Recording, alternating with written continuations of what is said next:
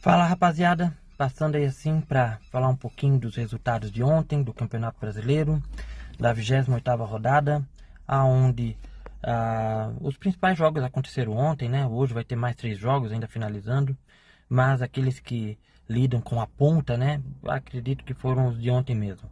Aonde o Palmeiras manteve-se na primeira colocação, ganhou do Bragantino, ganhou de virada, ganhou bem, jogando bem, mas e sem muito esforço. E o time está jogando o fino, está indo muito bem para mais um título, tá?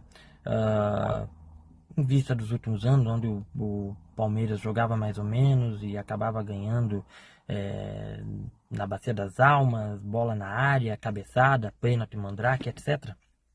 Hoje o time está jogando com eficiência, né?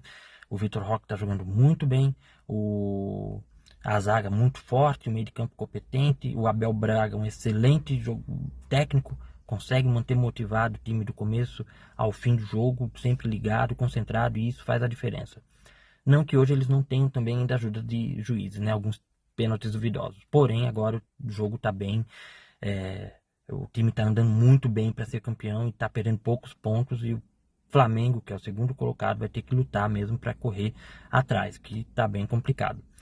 E já falando no Flamengo, ganhou ontem do Botafogo, aonde conseguiu ganhar de 3-0, também sem maiores dificuldades.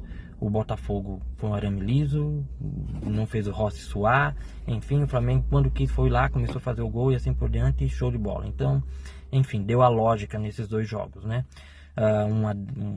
Uma questão somente ao Botafogo, aonde um time que gastou 700 milhões e fazendo um campeonato desse, onde não tem estilo de jogo, o técnico, infelizmente, é um estagiário que está fazendo uma experiência ali assim e não está se saindo bem. E, enfim, o planejamento, né? O Textor no começo do ano falou: venham buscar as nossas taças, Brasileiro e Libertadores. Vieram.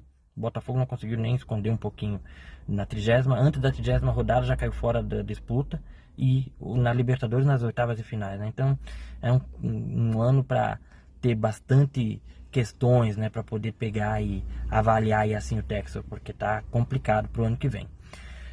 O Flamengo é um elenco fascinante, sai um jogador, entra outro melhor, continua com a mesma coisa e vai correr atrás do título. Tem Palmeiras na frente que quase não perde ponto, mas o Flamengo é um time que é acostumado a essas decisões, etc. Então vamos ver o que acontece. O Mirassol ganhou do Internacional, fazendo um ótimo campeonato, se consolidou no G4. Ano que vem vai estar na Libertadores, possivelmente. Então, show de bola, parabéns para um time que gastou pouco e está jogando muito bem. Então, olha, só temos que dar o parabéns mesmo para o Mirassol, né? Já o Cruzeiro não conseguiu manter a toada, né? Empatou ontem com o Atlético, que daí queira ou não é um jogo à parte, independente se tão bem ou tão mal, um clássico desse acaba, às vezes, não dando sempre a lógica, né? Contudo, a falta de elenco acabou pesando um pouco para o Cruzeiro. Para mim é um dos futebol mais bonitos que tem hoje no campeonato, mas enfim, só jogar bonito não acaba rendendo, né? Vai ter a Libertadores e vamos ver o que acontece. Corinthians e Botafogo e Santos. O Santos ganhou de 3-1. Primeira vitória do Vojvoda jogando bem. Antes ele já vinha jogando mais ou menos bem, mas aí empatava e etc. E agora não. Conseguiram pela primeira vez e isso pode dar um ânimo, né? Para deixar de vez a zona lá do Z4, se afastar e tal. E vamos ver o que acontece. Além disso, temos o Vasco e o Fortaleza, aonde o Vasco ganhou de 2-0. Lembrando que o Fortaleza, em um bom período lá, ficou com um jogador a mais e não conseguiu fazer um gol de novo. E isso já tinha acontecido contra o São Paulo, ou seja, é o segundo jogo onde o Fortaleza com um a mais não consegue balancear as redes. E isso é a receita do fracasso. Infelizmente o time perdeu a toada depois que saiu o Vojvoda e vai ter que tentar se reconstruir de novo na Série B. Não podemos esquecer o que o Fortaleza fez, porém vai ter que lutar agora para voltar, né, a ter essas questões, voltar a ter fazer um campeonato bom, né, voltar para a primeira divisão. E nisso, final de semana agora, nós vamos ter uma final antecipada. O Palmeiras, que está com 70% de chances de título, vai estar indo ao Maracanã jogar com o Flamengo. Não descartem do Flamengo. Novamente, o Flamengo tem um esquadrão, tem um elenco muito bom. Sai um, entra outro, muito bom, né? Então, não tem como descartar. Porém, se o Flamengo empatar ou perder um pontinho ali assim, né, já pode meio que largar de mão também, porque o Palmeiras está muito concentrado, está jogando muito bem, e só se der um problemão do cão lá, enfim, entrar uma mini crise, mas tá difícil, o time do Palmeiras está muito bem acertado e assim por diante. Então a tendência é que continue jogando firme.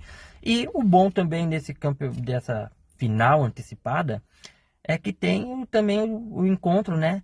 É o embate Leila e BAP, onde o BAP fica falando que a Libra é palmeirense, a Leila fala que é pro BAP fazer um campeonato somente com o Flamengo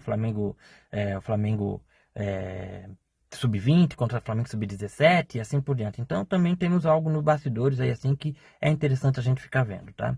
Enfim, hoje teremos mais 3 jogos que vão estar ali pela meio da tabela e parte final principalmente, e para a próxima rodada vão ter alguns jogos interessantes, mas o principal de todos mesmo é o Palmeiras e o Flamengo, Flamengo e Palmeiras, porque vai ser lá no Rio de Janeiro, e com certeza isso deve parar e assim, né, trazer a grande atenção para esse jogo, tá? E vamos ver o que acontece. Esse aí assim pode ser um divisor de águas.